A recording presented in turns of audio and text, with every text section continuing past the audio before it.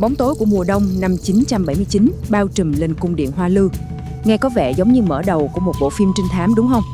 Một đế chế non trẻ vừa mới trỗi dậy từ đống tro tàn của hàng thế kỷ bị đô hộ, nên bỗng chốc đứng bên bờ vực sụp đổ bởi một vụ án mạng kép kinh hoàng. Chào mừng mọi người đến với bài phân tích nhằm giải mã một trong những hồ sơ vụ án lạnh lùng và bí ẩn nhất cách đây hơn 1.000 năm của lịch sử Việt Nam. Đây không chỉ là câu chuyện về những vụ ám sát trong bóng tối đâu, mà thực sự là một bước ngoặt địa chính trị đẫm máu đã định hình lại hoàn toàn vận mệnh của một quốc gia. Nào, chúng ta hãy cùng đi thẳng vào vấn đề nhé.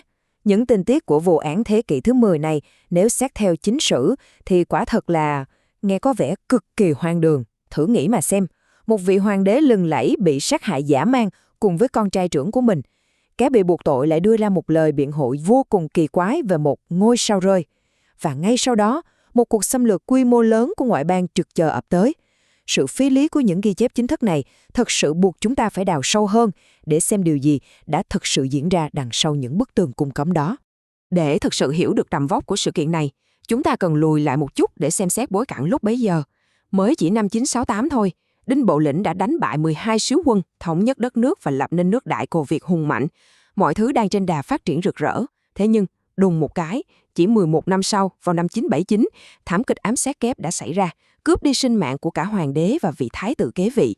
Và điều tồi tệ nhất, ngay trong năm tiếp theo, 980, nhà Tống ở phương Bắc đã lập tức chớp lấy cơ hội này để chuẩn bị một cuộc xâm lược lớn.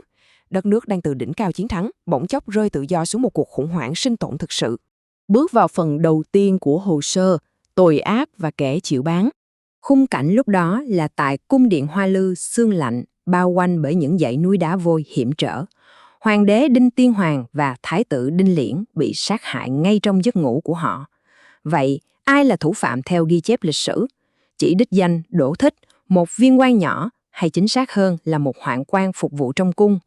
Câu chuyện chính thức kể lại rằng, nhân lúc hoàng đế say rượu sau một bữa yến tiệc và nằm ngủ lại trong sân cung điện, Đỗ Thích đã ra tay hạ sát cả hai cha con.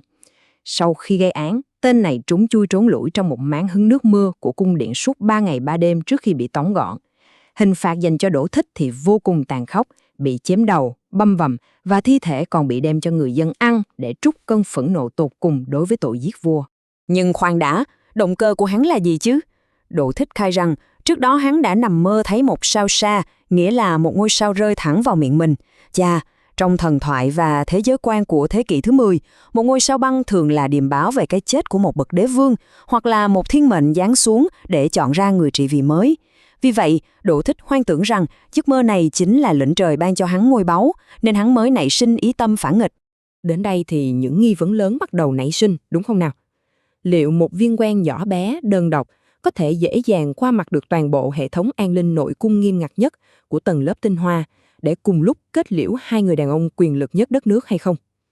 Phải nhớ rằng, Đinh Tiên Hoàng là một vị tướng cực kỳ dày dạn trận mạc, người đã vào sinh ra tử trong vô số cuộc chiến.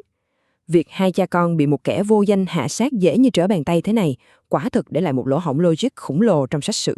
Và điểm thực sự thú vị, hay nói đúng hơn là hoàn toàn vô lý, nằm ở chính phản ứng của kẻ sát nhân. Theo lẽ thường, nếu Đỗ Thích thực sự tin rằng mình mang thiên mệnh làm vua, thì sau khi giết được hoàng đế, hắn phải đường hoàng đứng ra để đoạt lấy ngai vàng chứ. Nhưng thay vào đó, hắn làm gì? Hắn lại chui rút trong một cái máng nước suốt 3 ngày, khác đến mức phải thò tay ra hứng nước mưa uống, để rồi bị một cung nữ phát hiện. Đây rõ ràng không hề giống hành động của một kẻ tin rằng mình được thần linh che chở để cai trị thiên hạ. Đây rõ ràng là một người bế quan chán đời. Vậy thì, phần thứ 2 này sẽ đưa chúng ta đến với những nhân vật thực sự nắm giữ quyền lực trong bóng tối. Khi sự vô lý của câu chuyện chính thức trở nên rành rành ra đó, chúng ta buộc phải hướng sự nghi ngờ sang những hướng khác. Nếu Đỗ Thích thực chất chỉ là một kẻ thế mạng bị giật dây, thì ai mới là người có đủ động cơ, nguồn lực và cơ hội để đạo diễn toàn bộ cuộc đảo chính kinh thiên động địa này? Ánh mắt của các nhà nghiên cứu lập tức dồn vào hai nhân vật quyền lực nhất triều đình lúc bấy giờ. Thứ nhất là thập đạo tướng quân Lê Hoàng, tổng tư lệnh quân đội toàn quốc, người nắm giữ binh quyền tuyệt đối và có đặc quyền ra vào cung cấm. Thứ hai là Hoàng hậu Dương Vân Nga, mẹ ruột của Đinh Toàn, vị hoàng tử Úc mới tròn 6 tuổi, và cũng là người duy nhất còn sống sót để kế vị ngai vàng. Thật đáng kinh ngạc là ngay sau vụ án mạng, Lê Hoàng lập tức trở thành nhiếp chính vương với quyền lực tột đỉnh, còn Dương Vân Nga trở thành thái hậu buông rèm nhiếp chính. Tình hình lúc này giống như một mùi lửa châm vào thùng thuốc nổ địa chính trị vậy. Ở phương Bắc, Hoàng đế Tống Thái Tông vừa mới hoàn thành việc thống nhất đất nước. Khi nhìn xuống phương Nam, nhà Tống thấy một cơ hội ngàn năm có một. Đại Cồ Việt đang được đặt dưới tay một vị vua mới lên 6 tuổi. Triều đình thì lục đục, lòng dân ly tán. Đội quân tinh nhuệ và khổng lồ của nhà Tống lập tức được huy động dưới danh nghĩa khôi phục trật tự, nhưng thực chất chính là để thôn tính lại Việt Nam.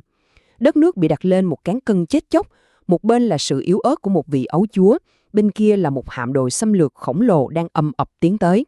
Trong cái bối cảnh ngàn cân treo sợi tóc ấy, tầng lớp tướng lĩnh quân sự không thể khoanh tay đứng nhìn. Tướng quân Phạm Cự Lượng đã bước ra trước bá quan Văn Võ và Thái hậu, dõng dạc tuyên bố một câu nói đi vào lịch sử: "Nay chúa thượng còn trẻ thơ, dẫu chúng ta có hết sức liều chết đánh giặc, thì rồi ai sẽ biết cho? Chi bằng trước hãy tôn thập đạo tướng quân làm thiên tử, sau sẽ ra quân." Lời lẽ vô cùng thực tế. Lực lượng quân đội ưu tú của đất nước khi đối mặt với sự diệt vong cận kề, họ đòi hỏi một nhà lãnh đạo sắt đá thực thụ để dẫn dắt, chứ không thể giao phó sinh mệnh quốc gia cho một đứa trẻ. Chúng ta cùng chuyển sang phần 3, một tội ác hoàn hảo trong lịch sử. Diễn biến chuyển giao quyền lực sau đó xảy ra nhanh chóng đến mức khiến người ta phải rùng mình. Cho dù sự thật về đêm định mệnh năm 979 có là gì đi chăng nữa, thì kết quả cuối cùng lại củng cố quyền lực tuyệt đối cho Lê Hoàng và Dương Vân Nga. Vào năm 980, chính Thái hậu Dương Vân Nga đã tự tay lấy chiếc áo lông cổn khoác lên người Lê Hoàng, chính thức đưa ông lên ngôi hoàng đế, lập ra nhà Tiền Lê. Và ngay lập tức, Lê Hoàng đã chứng minh tài năng quân sự kiệt xuất của mình. Năm 981, ông trực tiếp chỉ huy quân đội đánh tan lực lượng nhà Tống tại sông Bạch Đằng và Ải Chi Lăng. Chưa dừng lại ở đó, năm 982, để loại trừ hoàn toàn mọi mối đe dọa, ông xua quân tiến về phía Nam, đánh bại vương quốc Chiêm Thành. Từ một thảm kịch cung đình, Lê Hoàng đã xoay chuyển cục diện, hóa giải mọi nguy cơ và thậm chí còn mở rộng bờ cõi quốc gia. Vậy thì, điểm mấu chốt ở đây chính là con số 2. Sau khi lên ngôi trị vì, Lê Hoàng đã đưa ra một quyết định chấn động, lập Thái hậu Dương Vân Nga làm hoàng hậu của mình với tước hiệu Đại Thắng Minh Hoàng hậu. Chính điều này đã biến bà trở thành người phụ nữ đầu tiên trong toàn bộ lịch sử Việt Nam đóng vai trò là hoàng hậu của hai triều đại hoàn toàn khác nhau, triều Đinh và triều Lê. Chắc chắn rồi, cuộc hôn nhân này đã làm nổ ra những cuộc tranh luận gay gắt kéo dài suốt hàng thế kỷ. Các học giả nho giáo thời sau, tiêu biểu như sử gia Ngô Sĩ Liên, đã lên án nó vô cùng mạnh mẽ. Ông cho rằng việc một viên tướng tư thông rồi kết hôn với hoàng hậu của cựu hoàng là một sự chà đạp lên các chuẩn mực đạo đức, để lại tiếng nhơ muôn đời và gieo mầm móng cho sự suy đổi của con cháu sau này.